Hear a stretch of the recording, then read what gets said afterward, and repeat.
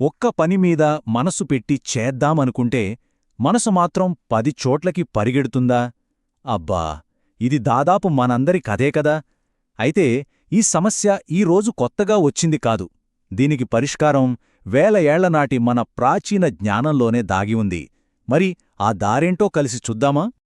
ఇక్కడ చూడండి, ఇది భగవద్గీతలోనే చాలా ప్రసిద్ధమైన శ్లోకం. ఇది మనసు అసలు స్వరూపాన్ని కళ్లకు కట్టినట్టు చూపిస్తుంది. ఇందులో అర్జునుడు శ్రీకృష్ణుడితో ఏమంటున్నాడంటే, ఓ కృష్ణ, ఈ మనసు ఎంత చంచలమైనది, ఎంత బలమైనది అంటే వేగంగా వీచే గాలిని ఆపడనెంత కష్టమో దీన్ని అదుపులో పెట్టడం కూడా అంతకన్నా కష్టం అని. వింటుంటేనే మనలో చాలామందికి మనసులోని ఆవేదన గుర్తొస్తుంది కదా.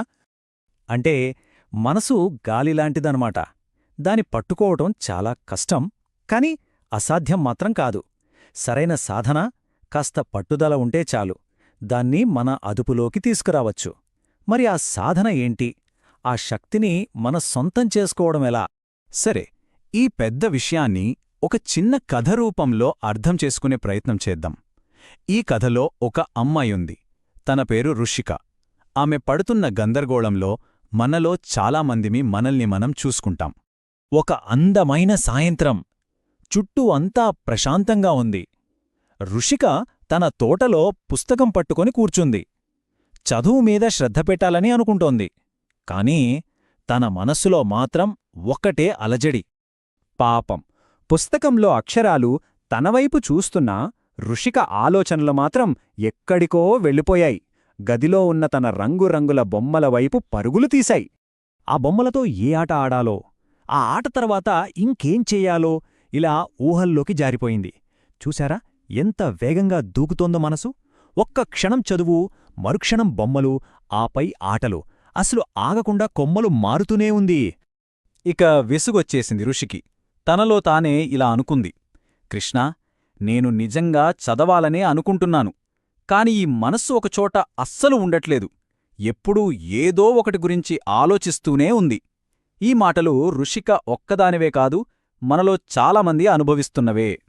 ఋషిక నిస్సహాయతను గమనించిన కృష్ణుడు ఒక చిరునవ్వుతో తన దగ్గరకు వచ్చాడు. మనసు స్వభావాన్ని చాలా తేలికగా అర్థమయ్యేలా ఒక అద్భుతమైన ఉపమానం చెప్పడం మొదలుపెట్టాడు. కృష్ణుడు ఇలా అన్నాడు, మనసు ఒక చిన్న కోతిలాంటిది. కోతి ఎలాగైతే ఒక కొమ్మమీద ఒక్క క్షణం కూడా స్థిరంగా ఉండకుండా అటూ ఇటూ గెంతుతూ ఉంటుందో, మన మనసు కూడా అచ్చమలాగే ఒక ఆలోచన మీద నిలవకుండా ఇంకో ఆలోచనకు దూకుతూనే ఉంటుంది. దీన్నే మంకీ మైండ్ అంటారు. అయితే ఆ కోతిని మనం శత్రువులా చూడకూడదు అని కృష్ణుడు ప్రేమగా చెప్పాడు. దానిని బెదిరించో, బలవంతం చేసో లొంగదీసుకోలేం. దానికి నెమ్మదిగా, ఓర్పుతో నేర్పించాలి. మరి ఆ కోతిలాంటి మనసుకి శిక్షణ ఇవ్వడమెలా? కష్టమనుకుంటున్నారా? అస్సలు కాదు. కృష్ణుడు చెప్పిన మార్గం చాలా సులభమైనది, మనందరం తేలికగా పాటించగలిగేది. ఆయన చెప్పింది రెండు సింపుల్ పనులు.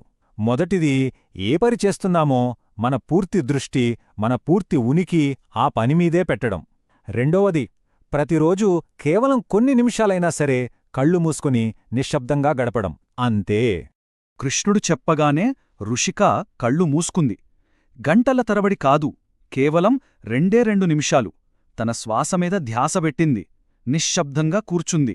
కళ్ళు తెరిచేసరికి ఋషిక ముఖంలో ఒక తెలియని ప్రశాంతత. ఆశ్చర్యంగా అంది, కృష్ణా, ఇప్పుడు చాలా తేలికగా, హాయిగా అనిపిస్తోంది అని. ఆ చిన్న ప్రయత్నం అంత పెద్ద మార్పు తీసుకురావడం చూసి తనకే ఆశ్చర్యమేసింది. ఇక్కడే కృష్ణుడు అసలైన రహస్యం చెప్పాడు. మన లక్ష్యం మనసును కేవలం అదుపులో పెట్టడం మాత్రమే కాదు, అంతకు మించి దాన్ని మన ప్రాణ స్నేహితుడుగా మార్చుకోవటం. నువ్వు మనస్సుతో స్నేహం చేస్తే, దానికి ప్రేమగా నేర్పిస్తే, అది నీకొక గొప్ప స్నేహితుడుగా మారుతుంది. నీకు శత్రువులా కాకుండా నీ ప్రతి విజయంలో నీకు తోడుగా నిలుస్తుంది. ఈ మాట మనస్సుతో మనకున్న బంధాన్ని కొత్తగా చూసేలా చేస్తుంది కదా. ఆ క్షణంలో ఋషికకు అంతా స్పష్టంగా అర్థమైపోయింది. ఓహో, మనసు మన చేతిలో ఉంటే, మన అదుపులో ఉంటే, మనం చేసే ఏ పనైనా సరే ఎంతో చక్కగా, విజయవంతంగా పూర్తి చేయవచ్చు అని. కాబట్టి ఈ చిన్న కథ మనకు చెప్పే నీతి ఏంటంటే, 1. మనసు ఎప్పుడూ చంచలంగానే ఉంటుంది. అది దాని సహజగుణం. దానికి కంగారు పడక్కర్లేదు. 2. ఓర్పుతో, ప్రేమతో సాధన చేస్తే దాన్ని నిలకడగా మార్చవచ్చు. 3. నిలకడ ఉన్న మనసే మన జీవితాన్ని తేలికగా, సంతోషంగా మారుస్తుంది. కథ ఇక్కడితో అయిపోయింది. కానీ మనలో ఒక ప్రశ్న మొదలవ్వాలి. మన మనసును మనం ఎలా చూస్తున్నాం? ఒక శత్రువుగానా లేక ఒక స్నేహితుడిగానా? ఒకవేళ మనసు మన ప్రాణ స్నేహితుడే అయితే ఈరోజు మనం దానితో ఏం మాట్లాడదాం? ఈ క్షణం దానితో మన సంభాషణ ఎలా మొదలుపెడదాం? ఆలోచించండి.